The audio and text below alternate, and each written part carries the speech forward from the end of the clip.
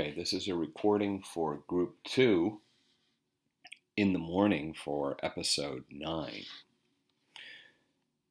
This group is working on Hoover Dam and also Mount Rushmore. They will be doing their performance in a little less than 2 weeks on Tuesday, April 12th.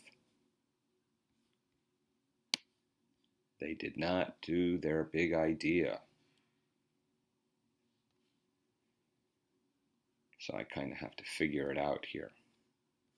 Guys, next time write your big idea, okay? Introduction. Hi everybody. Today our group will talk about dams and monuments. We divided our group into 2 parts.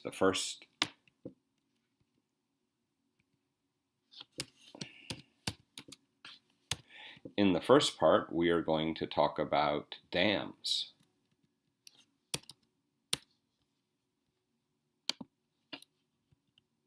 First, Melina will talk about the history of dams and how the first dams were used to control the water level and how Mesopotamia's weather affected the Tigris and Euphrates rivers. Next, Joey will talk about the construction element of a dam. She will talk about spillways, or she will talk about what. Okay. We need something, either singular or plural here. She will talk about a spillway, which is a section of a dam designed to pass water from the upstream side of a dam to the downstream side, and the importance of location. Finally, Grace will show 2 examples of different dams in 2 different times. To finish the first part, Mercedes will talk about the environmental impact and how reservoirs held behind dams may affect many ecological aspects of a river.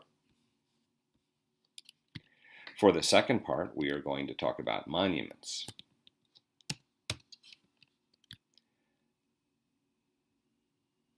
Tatar will start with the history of monuments, then Bea will talk about the creation and function of the monuments, how the monuments, okay, it shouldn't be the monuments because it sounds like we're only talking about a specific group, so it's monuments in general, like you had here. So she will start with the history of monuments, then Bea will talk about the creation and function of monuments,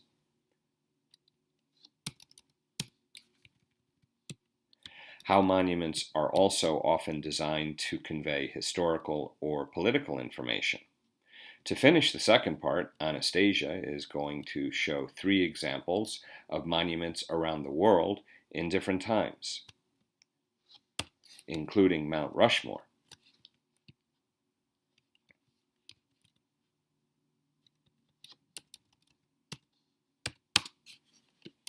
Now, Melina will start with the history of dams.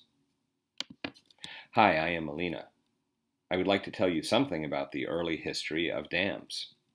Early dam building took place in Mesopotamia and the Middle East. You might want to say here, modern day Iraq.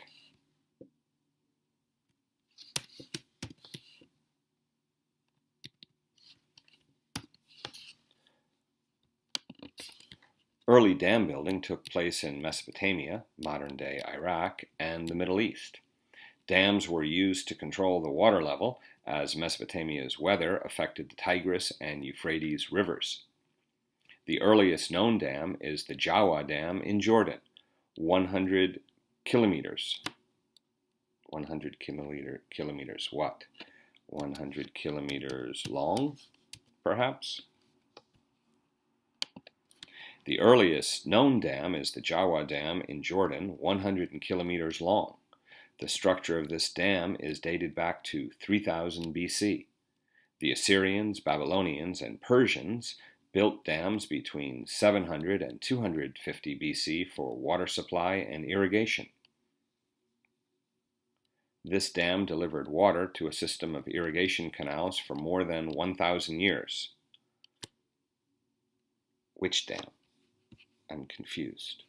Suddenly we switched to a singular dam, and we had just been talking about, okay, I guess we're still talking about the Jawa Dam. So the earliest known dam is the Jawa Dam in Jordan, 100 kilometers long. The structure of this dam is dated back to 3000 BC. The Assyrians, Babylonians, and Persians built dams. Okay, so we have dam and dams. A little bit confused here. I'm not sure if we're talking about the same dam or if we're saying that this Jawa Dam was the original one and later the Assyrians and the Babylonians and the Persians built dams in the same place, or if we're talking about different dams. Kind of clarify this, okay? It's slightly confusing here. This dam delivered water to a system of irrigation canals for more than 1,000 years. Other dams were built in this period in India and China. Despite their good skill as civil engineers, especially in the field of water supply, the Romans' role in the evolution of dams is not remarkable for quality or advances. Their skill lay in the comprehensive collection and storage of water and in its transport and distribution by aqueduct. Remarkably, at least 2 Roman dams in southwestern Spain are still in use today. In the 15th and 16th centuries, dam construction resumed in Italy and in Spain. In Europe, where rainfall is ample and well distributed throughout the year, dam construction before the Industrial Revolution was on only a modest scale and was restricted to forming water reservoirs for towns, driving water mills, and making up water losses in navigation canals. After the end of World War II, experience in design and construction of dams advanced in many directions. In the first decade of this century, many large dams were built in the United States and Western Europe. Thanks for your attention. Now Joey is going to talk about the Hoover Dam construction in the United States. Hi, this is Joey. I will talk about the construction of Hoover Dam. I will talk about the construction of the Hoover Dam. I will talk about the construction of the Hoover Dam. First, I will introduce some construction elements about dams. The first element is the power generation plant. Most hydroelectric power comes from the potential energy of dammed water driving a water turbine and generator to boost the power generation capabilities of a dam. The water may be run through a large pipe called a penstock before the turbine. Moving water between reservoirs at different elevations uses pumped storage hydroelectricity to produce electricity to match periods of high and low demand. Now, I'm not sure if Yvonne or Joey is going to be reading this, but this is incredibly technical.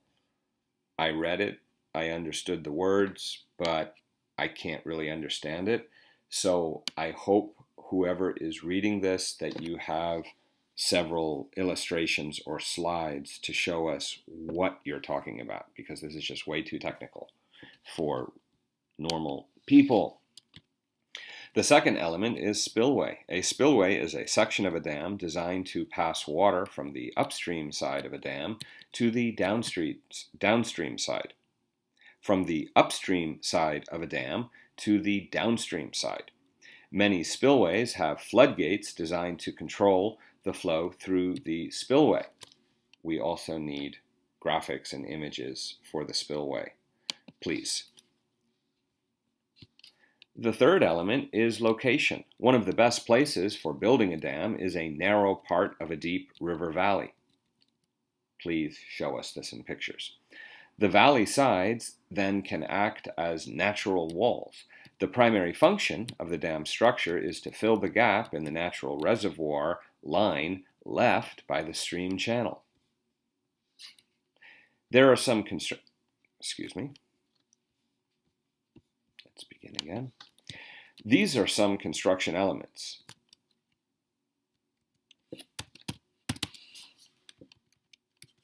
The Hoover Dam was built for several purposes, including controlling floods and silt, as well as irrigation. The primary purpose of the dam is to generate electricity. It's not Hoover Dam, it's the Hoover Dam. The Hoover Dam is as tall as a 60-story building. It was the highest dam in the world at that time. Its base is as thick as 2 football fields are long. Each spillway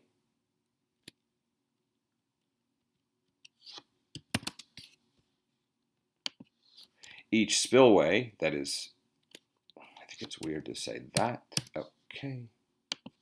Each spillway is designed to let floodwater pass without harming the dam itself,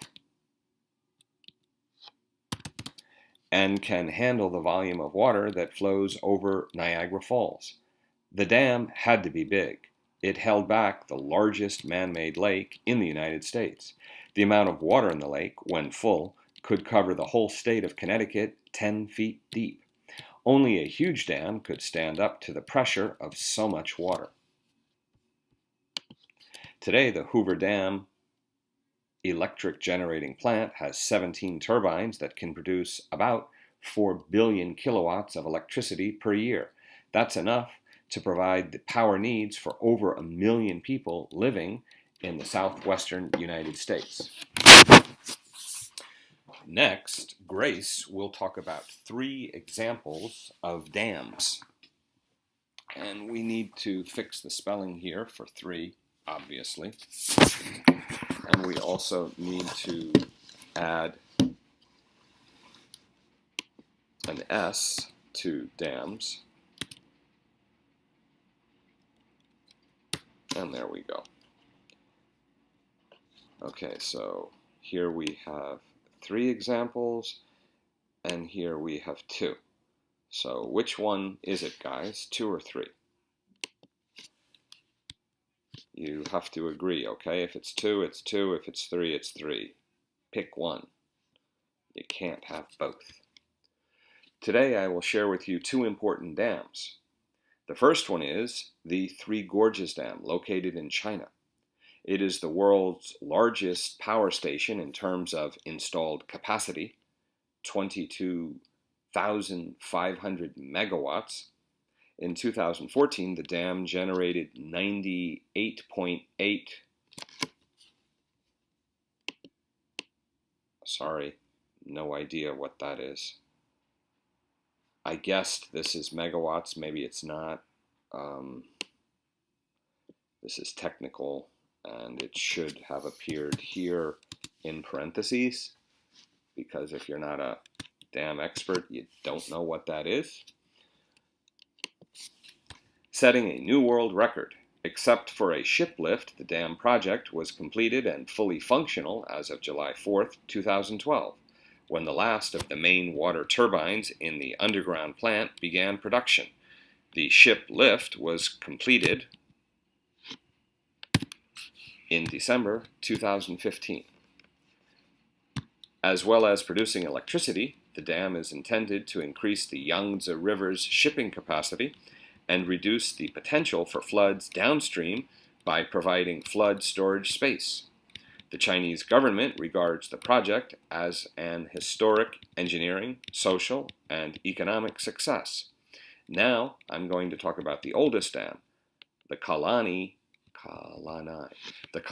Dam, located in Tamil Nadu in South India. It is the first dam in the world, built in the ancient world that we know about. The dam was originally constructed by the Chola king Karakalan in around the 2nd century AD and is considered to be one of the oldest water diversion or water regulator structures in the world, which is still in use. Okay, this is strange because your classmate earlier mentioned a dam earlier that was from like 3000 BC, and now you're saying that this dam is the oldest in the 2nd century AD, which is much more recent. Please discuss and agree and make your stuff match, because right now it's not. Or perhaps you mean that this is the one that's still in use and the other one was not. I'm not sure, but please clarify that. Make it clear.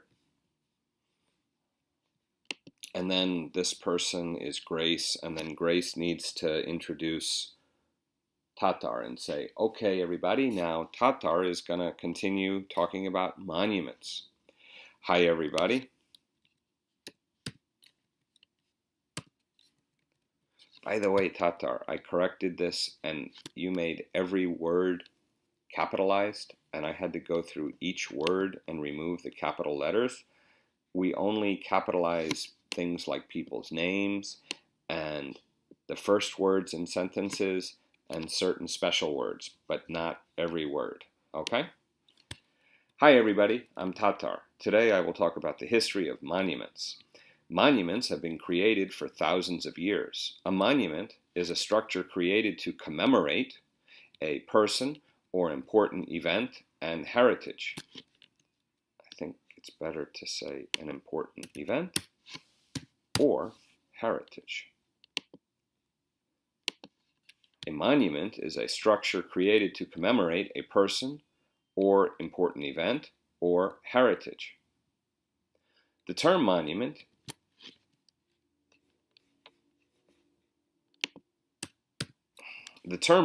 is often applied to buildings or structures that are considered to be examples of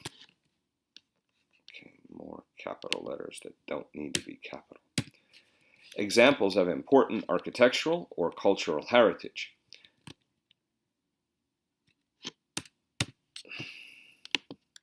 The origin of the word monument comes from the Latin moneo or monere, which means to remind, to advise, or to warn. In English, this word often means something extraordinary. Monuments represent a lot of things for people. It depends what we're talking about. Cultural, religious, historical, freedom, influential person, or colossal build. Maybe colossal structure is better. And now, Tatar, you have to introduce Bea, and you need to say something like, okay, everybody, now Bea will continue talking about monuments, creation, and functions. And then Bea says, thank you, Tatar. Hi, everybody, I'm Bea, and today I'm going to talk about the creation and function of monuments. When societies became organized on a larger scale, and monuments too, the monuments were made to last and be difficult to destroy, like the Egyptian pyramids, the Greek Parthenon, the Great Wall of China,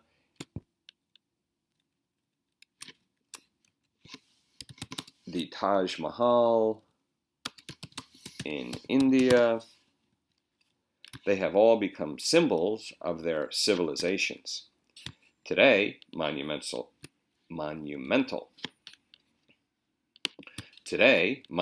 structures like the Statue of Liberty and the Eiffel Tower are iconic emblems of modern nation states. Monuments are frequently used to improve the appearance of a city or location. Planned cities, such as Washington, D.C., New Delhi, and Brasilia, are often built around monuments. Monuments help organize public space in a city before it is constructed. Older cities have monuments placed at locations that are important. There are structures created for others' purposes. No, not in English. There are structures created for other purposes that can be a monument. This can happen because of great age and size. This is the case of the Great Wall of China.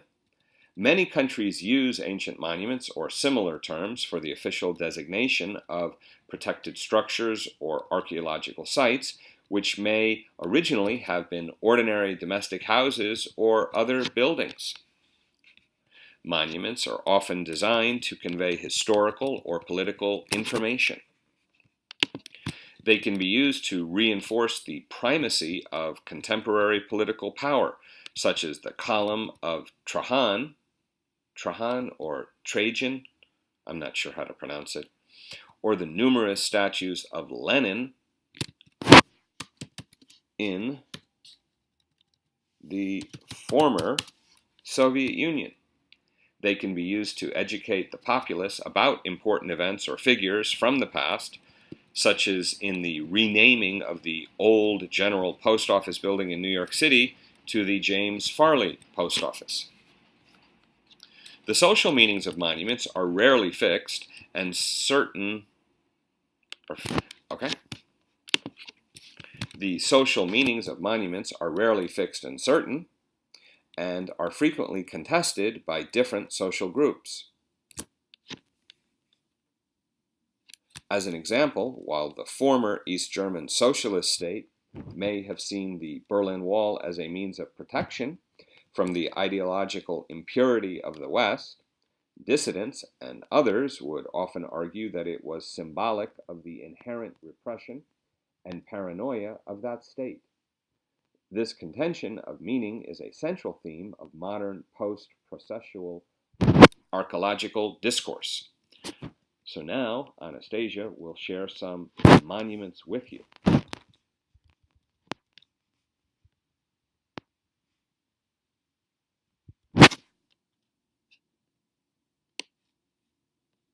I'm not sure what I'm supposed to do with these words.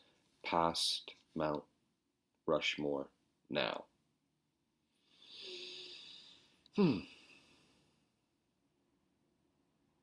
Strange. I'm not sure what that means.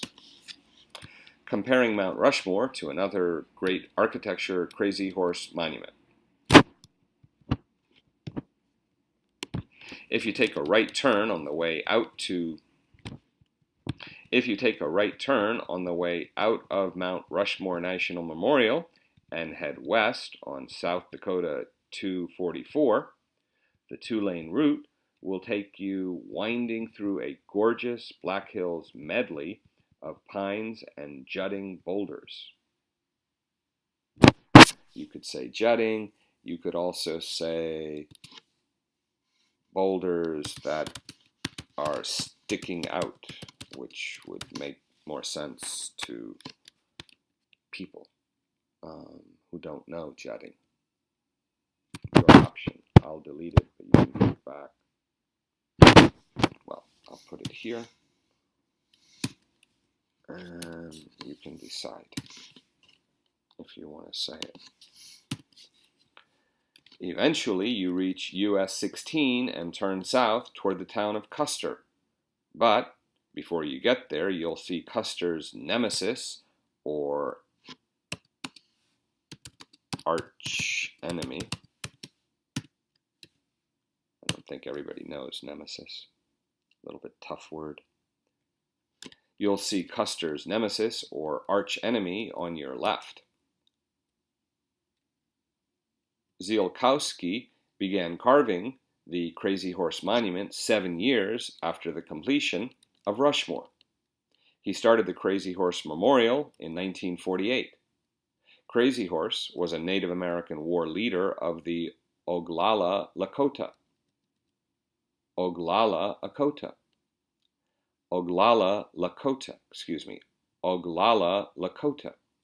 He took up arms against the U.S. federal government to fight against encroachments or advances on their territory and their way of life. Okay, let's try this again. He took up arms against the U.S. federal government to fight encroachments on the territories and way of life of the Lakota people. When the government took back those sacred lands from Native Americans and began building on it their own historical ideals, the local Lakota Indians objected loudly. The Black Hills of South Dakota, by treaty, belonged to them. But rather than simply protest, Chief Henry Standing Bear wrote to Korczak Zielkowski, who had assisted in the carving of Mount Rushmore, and asked him to help the local Native American tribes etch their own heroes into rock. But after Korczak's death in 1982,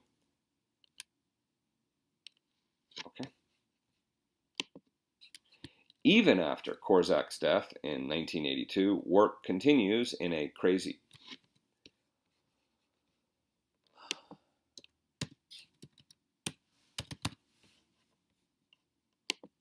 Even after Korczak's death.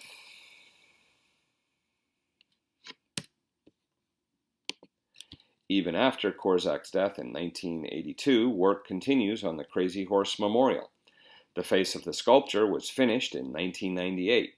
When the memorial is completed, the sculpture will be the world's largest sculpture by far. For a size comparison, the head of Crazy Horse alone is 27 feet taller than the 6-story heads of Mount Rushmore. In fact, if you were to stack all the heads of Mount Rushmore on top of one another, the Tower of Presidential Faces still wouldn't reach half the height of Crazy Horse. The horse's head alone could easily fit 2 of Lincoln's inside of it. The Crazy Horse Monument is not just simply a monument of protest. It is a way to show a real Native American hero on the rock. To the Native people, the Black Hills in South Dakota is sacred land, and the U.S. government came and took it part by part. Besides this, they put 4 presidents of the United States who participated, in the eyes of many Native people, in the theft of Native land and genocidal policies towards Native people. It is also interesting to point out that Gutzon Borglum was known as a member of the Ku Klux Klan. Precisely, Gutzon gave the main idea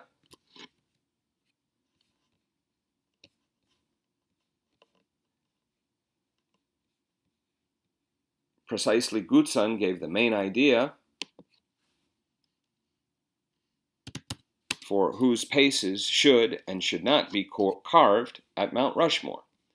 Conclusion.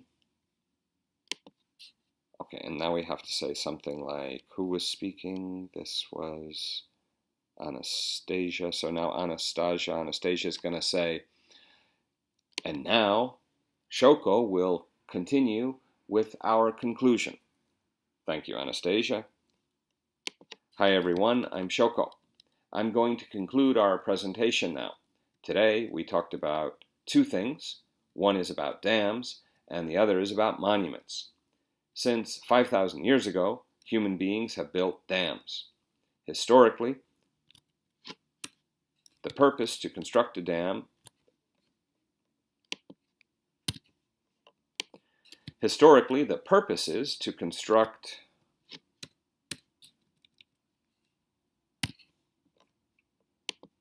Historically, the purposes to construct dams have varied depending on the time and place. You can't have A dams. You've got to pick one. But mainly, dams have been used for irrigation and/or control of floods. In addition to the previous 2 purposes, the Hoover Dam serves as a power source to generate massive amounts of electricity, currently for over 1 million people in the southwest of the United States.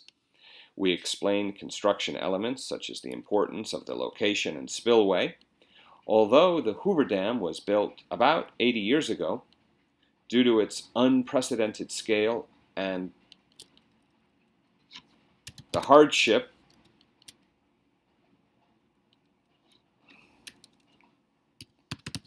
caused by.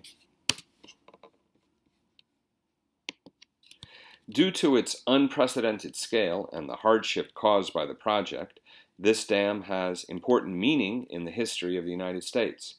Actually, it is still one of the world's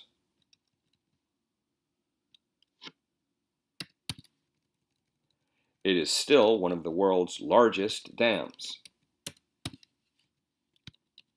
Then, in the second half, we talked about monuments in history.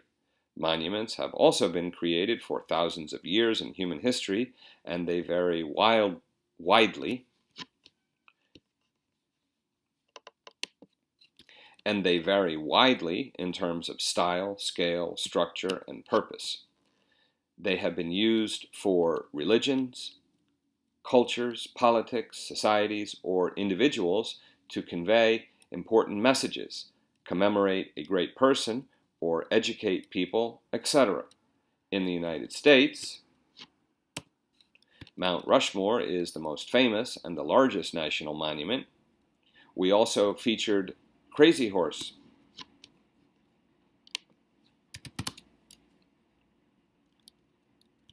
We also featured the Crazy Horse Monument, which is the controversial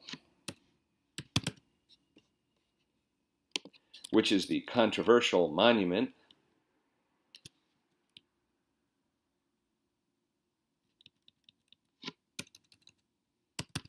made by Native Americans,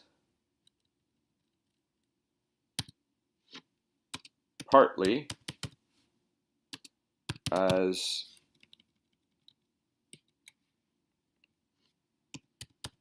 a protest against the Mount Rushmore Monument. I hope you enjoyed our presentation and learned something new from this. Thank you for my entire thank you